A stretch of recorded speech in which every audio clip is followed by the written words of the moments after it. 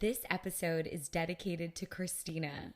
Get ready, Christina, for a major plot twist when you're least expecting it because God is up to something great in your life.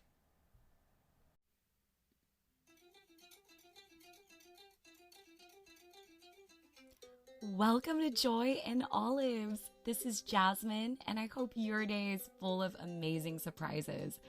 Wow, it has been over 3 months since I've recorded a new episode. God never stops sending me reminders, though, to record one this year. And some of you guys have been poking me on Instagram about it. Thank you. I really needed the encouragement, and I haven't forgotten about you all. Back in December, actually, someone gave me a professional mic for this podcast.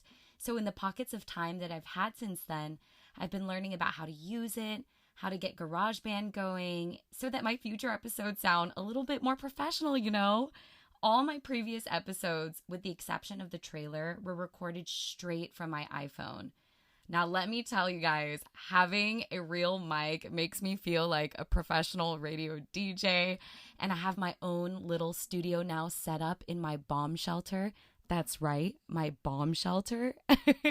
A lot of homes in Singapore are equipped now with a little mini bomb shelter that we use for storage. And I love this space because it's almost soundproof. And I'm actually sitting in it right now. So yeah, anyways, it's good to be back. Let me know what you think of this sound, what you think of this episode. And I'm excited for it. On this 12th episode, sorry for that tongue twist, I want to share about how Jesus surprised me by setting up a plot twister, not a tongue twister, at the end of my day back in August 2021. So here it goes. It was hot that day, and I remember that because the humidity in Singapore was causing my hair to just frizz everywhere. And on top of that, I just had one of the longest days at work ever.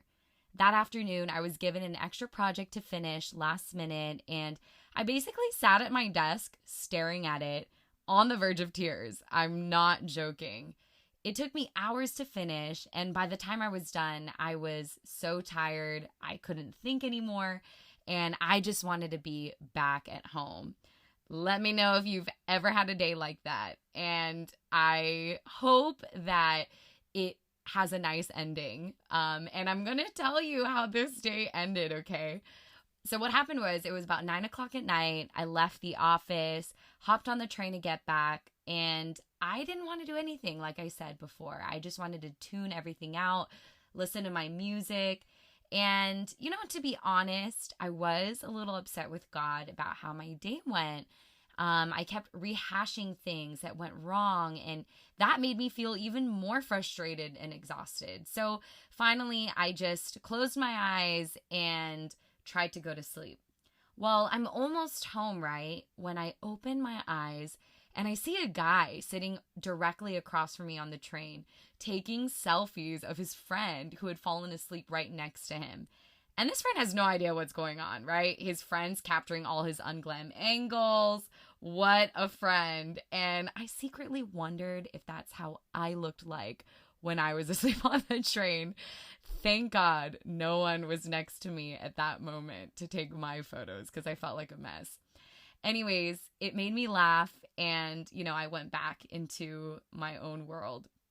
Well, I was thrilled when I heard my station name being announced over the train's PA system because I thought, great, home's only 10 minutes away, where dinner will be waiting, I can take a nice shower, and then just head straight to bed. This day would finally come to an end.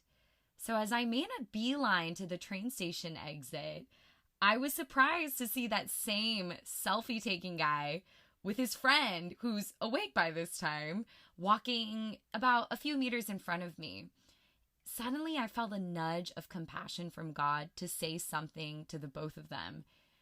I felt like God was telling me that he saw something beautiful in them, and he wanted me to share that with them.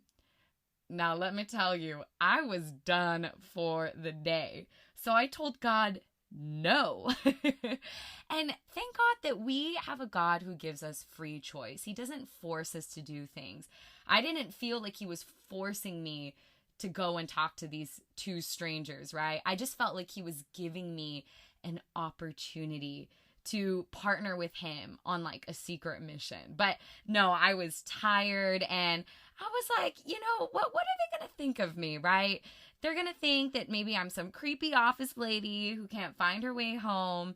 This whole thing could go south really, really fast. And that's just not what I needed at the end of a long day. So I chose to ignore God and continue walking my merry way. But the unexplainable sense of God's love just kept coming over me whenever I looked in their direction. So I decided to avoid looking at them altogether. And I thought, okay, God, if you really, really want me to say something to them, you have to let me bump into them again. Then I'll know it's really you. Well, I get on the escalator to exit the train station. And of all places, those two guys are standing on the step right in front of me. So again, I couldn't run away anymore. And finally, I just prayed, okay, God, give me the courage. And even if those guys think I'm crazy, at least let them be nice about it. And yeah, so okay, I'm like standing there about to make a move. And then I suddenly realized that I don't know what I'm going to say. So I'm like, God, wait, hold up. What do you want me to say again? And he just said, Jasmine, just invite them to your church. And I said, what? Are you sure? Okay, here goes nothing. So I tapped on, one of the guys' shoulder, the one who was taking the funny selfies. And I say, hey, I know this might sound crazy. I saw you both on the train just now. You were taking photos of your friend. And yeah, I just felt like God wanted me to stop both of you and invite you guys to come to my church sometime. It's the church that's right down the street over there. I fully braced myself to be blown off or rejected. But the guy's eyes actually grew really wide and he said, oh, that church? I've actually been wanting to visit this entire time, but I just never knew how. Do I need to book a ticket or something?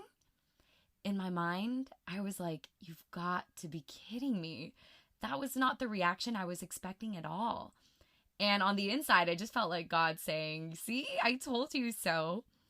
Well, I go on to hear the rest of this guy's story, and it turns out he had been in prison before, and one of his cousins gave him a book by my pastor that he finished reading in jail, and it really spoke to him.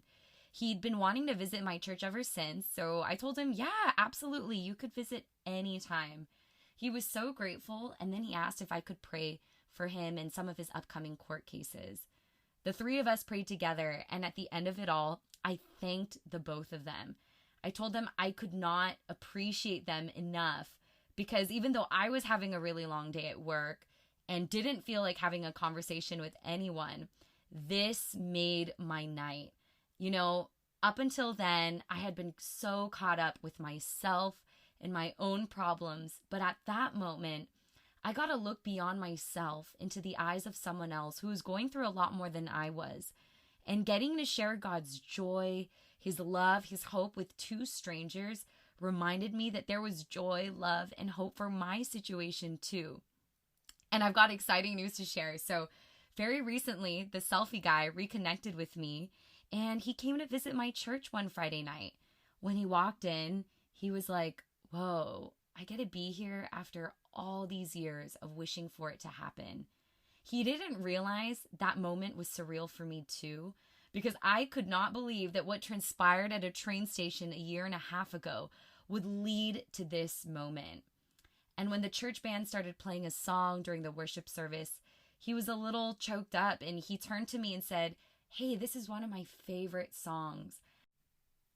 I realized in that moment that my horrible day back in August 2021 was actually one of the most beautiful days that year.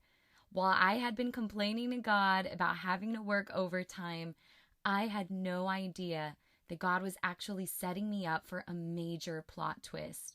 Because I left the office late, I was able to get on the train at the same time as those two guys and later have the privilege of sharing God's love with them. And now one of them is on the road to recovery, and I got to play a small role in that. You know, God's got so much room in his house for everyone to come and enjoy the amazing feast he's prepared. And that's why he wanted me to tell those guys on a late Sunday night that Jesus had already paid the price for them to enjoy God's abundant life for free and not feel guilty about it. Joy is found when you find out you're a VIP on God's invite list and that you get to invite others to come with you. I want to end with this verse from Luke 14:17 that says, "And at the dinner hour, he sent his servant to tell those who had been invited, 'Come, because everything is ready now.'" No matter how hot, humid, or exhausting your day is today, and remember, I'm saying that from inside a stuffy bomb shelter, so I can relate, I am asking God to give you a memorable plot twist. Always remember that you're invited to go on an amazing journey with God that he's already prepared for you in advance. See you in the next episode.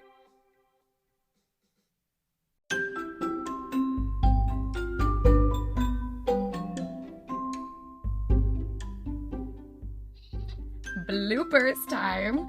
Oh, I can't believe I said memorable. I don't think I've ever said that word that way. It's memorable, right? Or can you say memorable? Okay. I feel like when you have just been looking at a word for so long, you'd forget how to pronounce it. Oh my gosh. And I also can't believe I sat in this bomb shelter for like 2 hours. It is time to breathe some fresh air. Okay, no, I'm just kidding. I did leave the bomb shelter for like a short period of time before coming back in to record the last portion of this episode.